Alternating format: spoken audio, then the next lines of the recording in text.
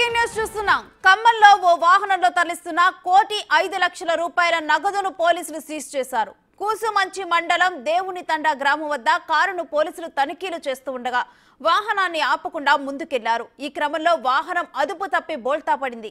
కారులో పెద్ద మొత్తంలో డబ్బులు ఉన్నట్లు పోలీసులు గుర్తించారు. కారు డిక్కీలో ఉన్న 2 బ్యాగులు తీసి లెక్కించగా అందులో 1,05,00,000 రూపాయలు ఉన్నాయి. ఈ వాహనం ఖమ్మం బీఆర్ఎస్ అభ్యర్థి నామా నాగేశ్వరరావుగా గుర్తించారు.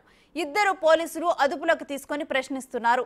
నగదుకు సంబంధించి ఎలాంటి రసీదులు లేకపోవడంతో సీజ్ చేశారు.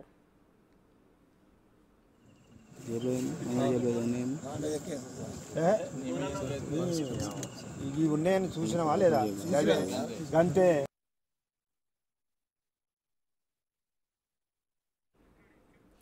సార్వత్రిక ఎన్నికల నేపథ్యంలో ఎక్కడ డబ్బు మద్యం తరలించవద్దని కఠిన నిబంధన ఉండటంతో అడ్డదారిలో డబ్బులు తరలించడం సర్వసాధారణమైంది.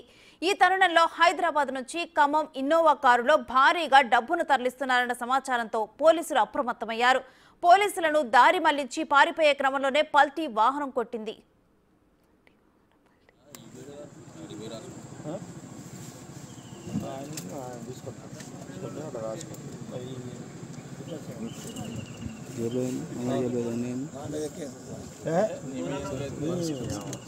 ఉన్నాయని చూసినావా లేదా గంటే చూడే బాబు ఏమున్నాయి బాబాయ్ మొబైల్ లేదు ఒకటి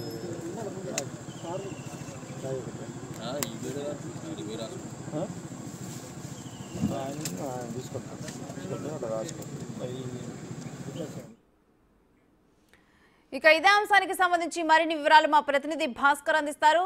భాస్కర్, పల్టీ కొట్టిన వాహనం ఎవరిదో పోలీసులు నిర్ధారించారా? ప్రస్తుతం నిందితులు ఎక్కడున్నారు?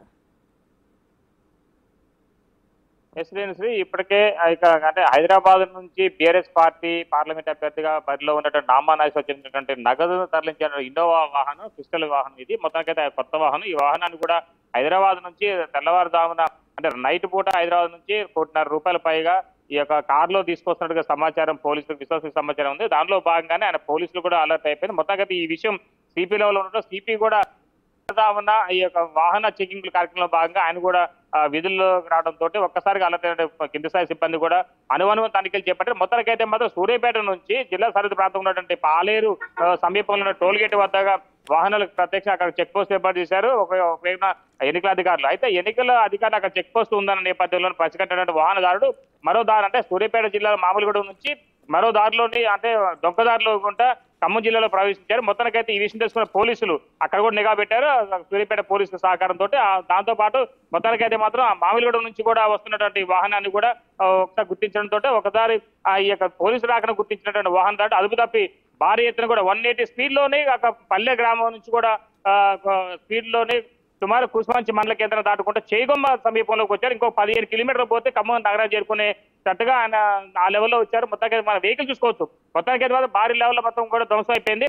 పల్టీ కొట్టడంతో ఎయిర్ బ్యాగులు కూడా ఓపెన్ గా అయింది. కానీ మొత్తానికైతే మాత్రం డ్రైవర్ కి స్వల్ప దెబ్బలు తగిలని చెప్పిన స్థానికులు చెప్తున్నారు. మరోవైపు చూసుకుంటే మాత్రం ఈ యొక్క వాహనాన్ని ఈ చేజింగ్ లో మాత్రం పోలీసులు సక్సెస్ అయ్యారని కూడా చెప్పుకోవచ్చు. మొత్తానికైతే మాత్రం 3 వాహనాలు వచ్చిన సమాచారం అందుతుంది మనకి ఇక్కడ. అయితే మొత్తానికైతే మాత్రం ఈ 3 వాహనాలలో ఒక వాహనం ముందే పాస్ అయిపోయింది. మరో వాహనం మాత్రం మిడిల్లో ఉంది. ఆ వాహనదారిని ఈ వాహనం పల్టీ కొట్టిన తర్వాత ఆ వాహనదారిని టోటల్ గా ఆయన కొంచెం ఆయన అదుపులో తీసుకోవడం కూడా జరిగింది. మొత్తానికైతే మాత్రం అక్కడికి వచ్చిన తర్వాత ఈ వాహనదారుని కూడా అదుపులో తీసుకున్న తర్వాత ఏం జరిగింది, ఎలా జరిగింది, అసలు ఎట్లా అమౌంట్ నగదు క్యారీ చేస్తానని చెప్పి దానిపై కూడా సర్వత్రా పోలీసులు ఎంక్వైరీ కూడా మొదలు పెట్టారు. మొత్తానికైతే మాత్రం వాహనం పల్టీ కొట్టిన తర్వాత డ్రైవర్ అదుపులో తీసుకున్న డ్రైవర్ లోపల ఉన్న కారులో ఉన్నటువంటి 1,00,00,000 రూపాయల పైగా నిధులు ఉన్నట్టుగా స్థానికులు చెప్తున్నారు. అసలు ఎంత జరిగింది, ఎలా జరిగింది అనే దానిపై ప్రత్యక్ష సాక్షులు తెల్లవారుజామున జరిగింది ఈ ఘటన. మొత్తానికైతే మాత్రం ఈ ఘటనపై స్థానికులు మనతో పాటు మనం మాట్లాడుతున్నాం. ఈ తెల్లవారు జరిగిందా ఇక్కడ యాక్సిడెంట్ ఎప్పుడు మీకు ఇక్కడ జరిగింది? అక్కడ తెల్లవారు 5ంటికి జరిగింది. అటు నుంచి హైదరాబాద్ నుంచి వస్తుంది. హైదరాబాద్ నుంచి వస్తుంటే వెనక పోలీసులు 2 వెహికల్ పట్టుకొని వెనక వస్తుంటే ఆయన కొంచెం భయానికి వేరే దొంగదారిలో పోవాలని చూసిండు. అదుపు తప్పి సైడ్ లో పడ్డది. పడ్డ తర్వాత పోలీసులు అందరూ చూసి అందులో డ్రైవర్ని విచారిస్తే 2 బ్యాగులు డబ్బులు దొరికింది. దాన్ని ఒక డ్రైవర్కి కొంచెం మామూలుగా దెబ్బలు తెలిస్తే ఆయనకి అంబులెన్స్లో పంపించారు. పంపించినాక అందరు ఐటోళ్ళు ఈటోళ్ళు అందరూ వచ్చారు. వచ్చి ఆ డబ్బులు చూశారు, 2 బ్యాగులు తీసుకెళ్ళి వచ్చారు. అది నామనాయసరావు డబ్బులు అని చెప్పారా? ఏమని చెప్పారు? డబ్బులు అయితే ఈ స్కీమ్ మాత్రం డబ్బులు ఇక్కడ ఊరు పోతుందని చెప్పారు. అదే తేనెపాక మండలానికి పోతున్నాయి. అందులో ఒక లిస్ట్ గురించి వాళ్ళ పేరు ఇచ్చారు.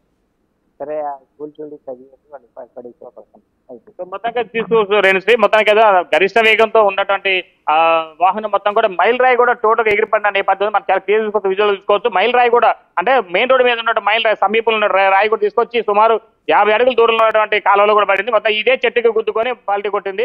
మొత్తానికి అయితే మాత్రం వాహనదారులతో పాటుగా వాహనంలో నగదును కూడా అధికారులు సీజ్ చేసుకొని పోలీసు స్టేషన్ తరలించారు. అక్కడ కూడా లెక్కింపు కార్యక్రమం చేపడతాం. మొత్తానికి అయితే మాత్రం బీఆర్ఎస్ పార్టీ చెందినటువంటి నగదు భారీ ఎత్తున కూడా ట్రేస్ కావడంతో పోలీసులు అధికారులు మొత్తం కూడా ఒక ఎంక్వైరీ చేసుకుంటే ఒకవేళ వీలైతే నామనాయసరావు మీద కూడా కేసు అవకాశం మెరుగు కనపడుతున్నట్టుగా పోలీసులు చెప్తున్న నేపథ్యం ఉంది. మరోవైపు మాత్రం అక్రమదారులు గెలవాలని చెప్తే గెలిపే లక్ష్యంగా ముందడిగేస్తాం బీఆర్ఎస్ పార్టీ నేతలు.